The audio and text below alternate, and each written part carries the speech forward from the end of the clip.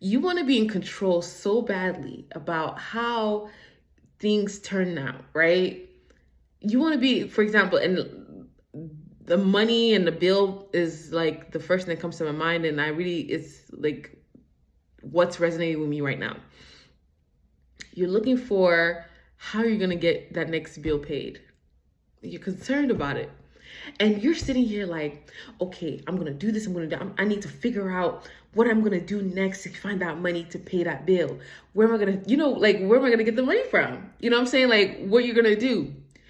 But if you're religious, and if you're not, okay.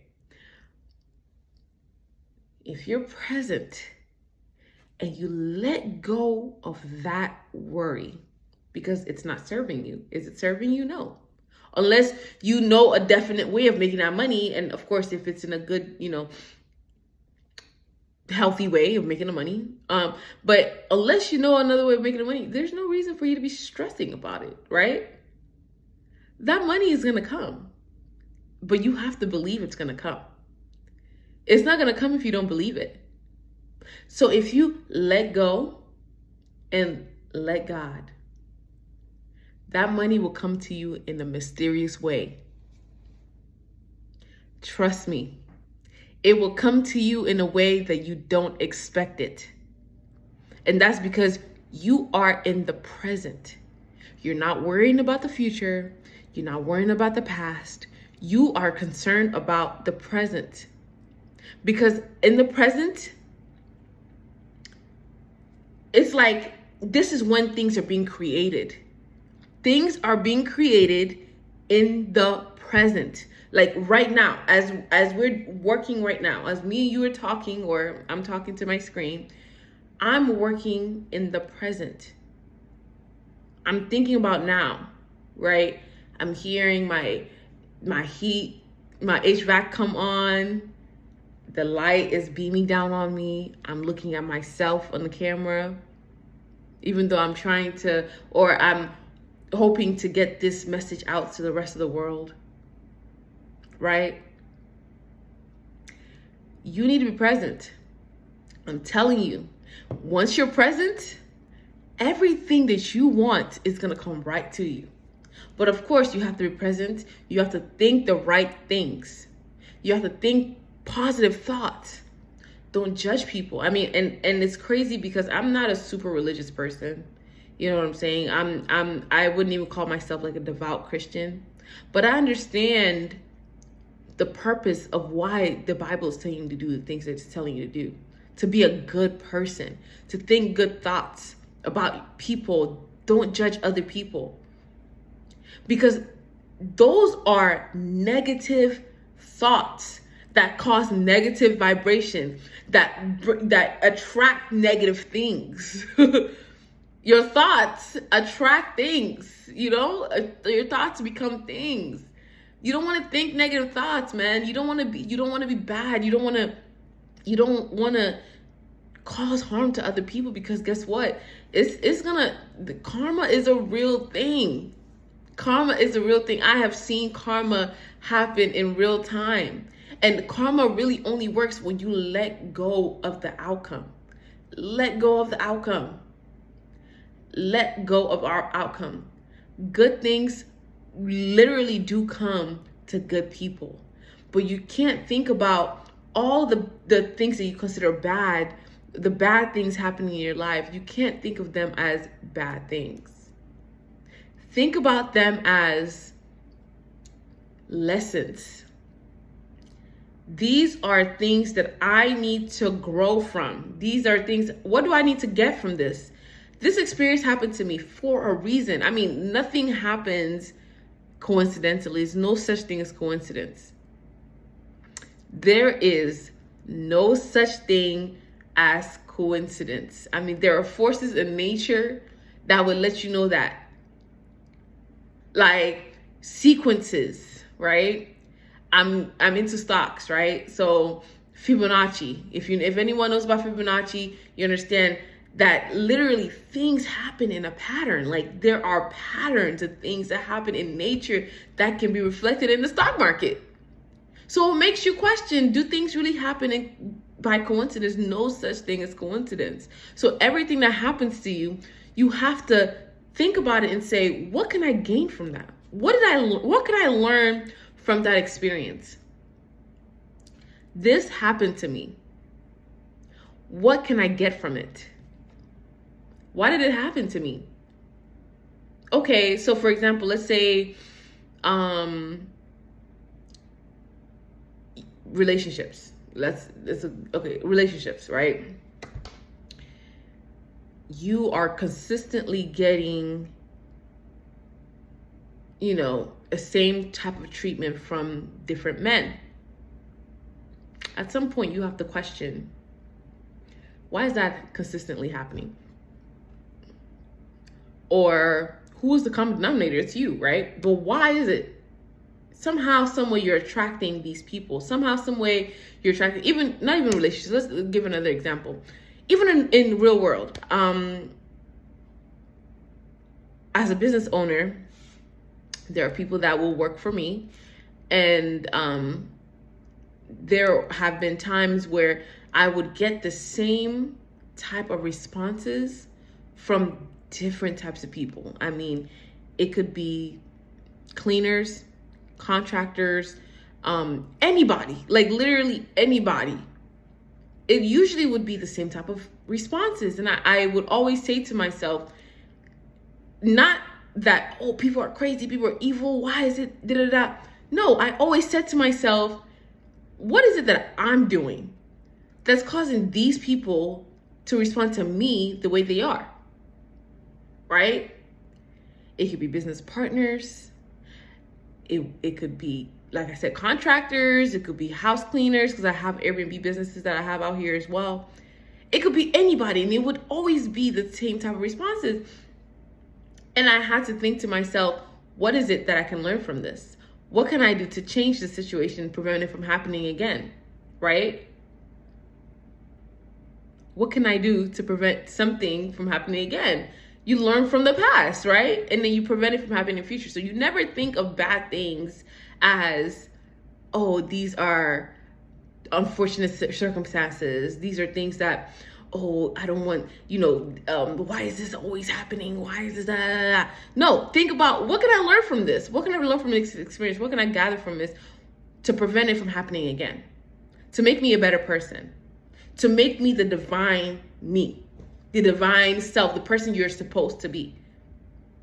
Every experience that happens to you is not happening by happenstance. So change your mind and change your reality. Okay? Anyway, this video went longer than I expected. But long story short, things happen not necessarily by your control physically, right? But by your control mentally. You have to control things with your mind, not with your physical actions.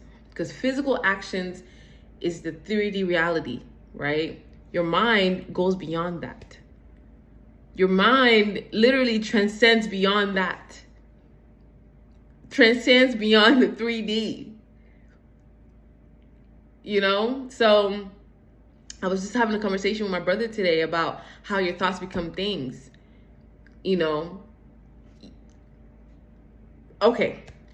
I had a conversation today with, and I guess this will be a 2-part series because I wasn't expecting this video to go this long, but I really need to say it, like, I'm really driven to make this point.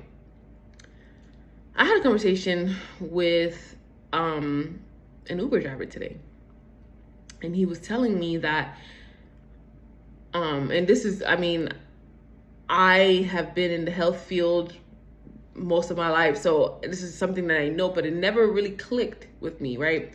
He said, the cells that you're born with is not the same as the cells that you have right now. So your hair, my earring. So your hair, your skin cells, your nails, your heart, your blood cells, everything is brand new.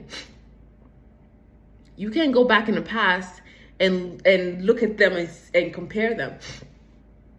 And so I put two and two together and I said, you know what? That's kind of like a butterfly. Because a butterfly has always fascinated me because it comes out, it's a caterpillar. And as a caterpillar, it ends up in a cocoon. And then it turns into a butterfly. But it doesn't just turn into a butterfly, right? In the cocoon, it turns into mush. I mean, like if you cut open a cocoon, it's gonna be just mush matter. But somehow that mush regenerated and formed into a butterfly. Somehow, some way. From the same material as that caterpillar, right? Now, it goes beyond that. There was a research, and I have to find it. I can't really remember, but there was a study that was done, and it was like there were some caterpillars, and they gave the caterpillars like some scent, and the caterpillar was able to recognize that scent. When that caterpillar turned to the butterfly, which is, mind you, a butterfly and a caterpillar is known as a chimera, meaning two different creatures, because a caterpillar is a different creature from the butterfly. Those are two different creatures. That's like, I'm telling you, this is like a fact. The caterpillar is not the same thing as a butterfly. Those are two different creatures.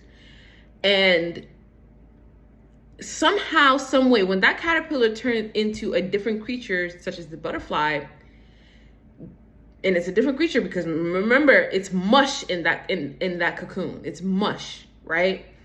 Somehow, some way, that caterpillar and that butterfly was still able to recognize the scent that the caterpillar was able to recognize from the beginning, right? So how did that caterpillar still recognize the scent, but it was a completely different creature? So I brought it up to my brother, and I was talking to him, and I told him, did you know that we are not the same as what we were when we were born?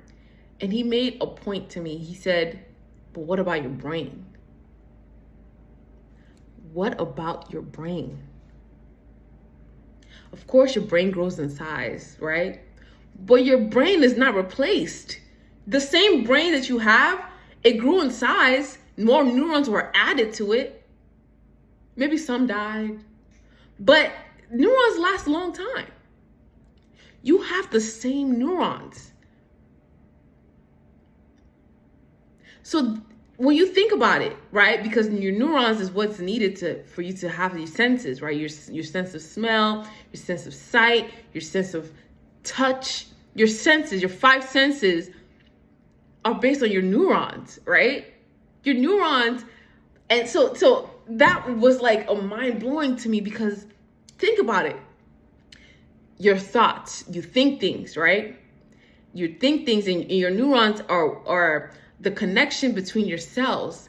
That's where your cells are sending messages to each other through your neurons, right? So you're thinking things, and your thoughts, right, send messages through your neurons, which causes your cells to release neurotransmitters, to release hormones. These neurotransmitters, these hormones are other chemical methods of your body communicating with itself, right? Communicating with other cells, right?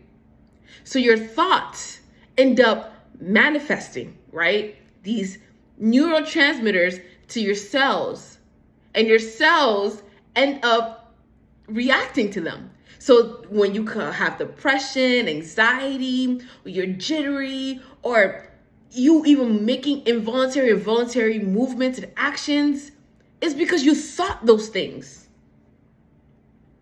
Your thoughts become things. And when you go, I'm running out of time, but when you go deeper into it, I'm going to make another video about this. When you go deeper into it, how your thoughts become things, you think about the placebo effect and how your body is able to heal itself, right? You're not going to need medications.